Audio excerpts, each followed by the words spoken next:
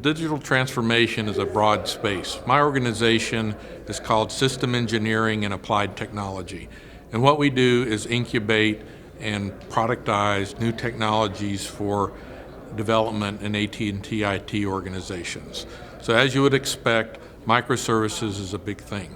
And we've got a lot of platform capabilities in rolling out microservices. AT&T will deliver internally over 1,000 microservices by the end of 2018 and targeting 2,000 by the end of 2020. So that's a key capability that we see making a difference in our ability to compete with customer value and cost and speed structures.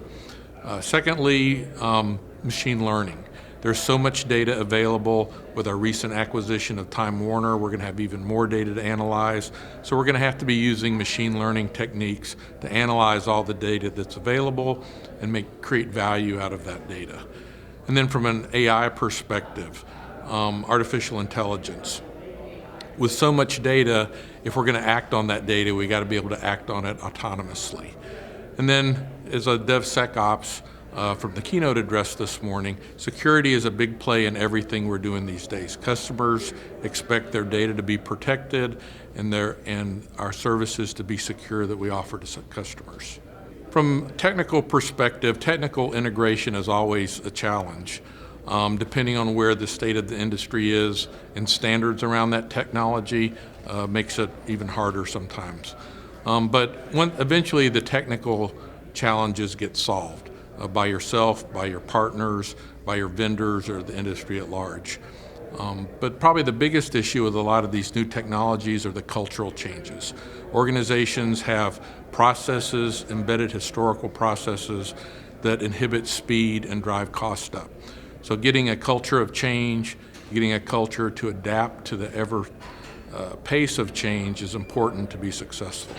Well, one of the things my organization does from a platform perspective is to make sure that we're solving the technical problems and the cultural problems once and being prescriptive on how to use the technologies effectively.